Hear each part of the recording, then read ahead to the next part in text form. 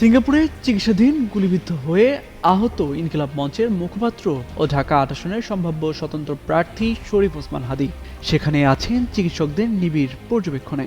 প্রাথমিক পরীক্ষা নিরীক্ষার পর অবনতি হয় তার শারীরিক অবস্থার। এরপর তার অবস্থা স্থিতিশীল থাকার কথা জানানো হলেও প্রয়োজন আরেকটি অপারেশনের। তবে অপারেশনের জন্য প্রস্তুত না তার শরীর, এমনটাই জানানো হয়েছে তার সংগঠন ইনকিলাব মঞ্চের পক্ষ থেকে। বুধবার ইনকিলাব মঞ্চের ফেসবুক পেজের একটি পোস্টে বলা হয়, তার স্বাস্থ্য স্থিতিশীল হওয়ার অপেক্ষায় রয়েছে। অপারেশনের জন্য প্রস্তুত করতে হলে প্রথমে শরীরকে সম্পূর্ণভাবে স্থিতিশীল করতে হবে। চিকিৎসা সিঙ্গাপুর অথবা ইংল্যান্ড যে কোনো জায়গায় হতে পারে। ব্রেন সক্রিয় করার জন্য অপারেশন প্রয়োজন।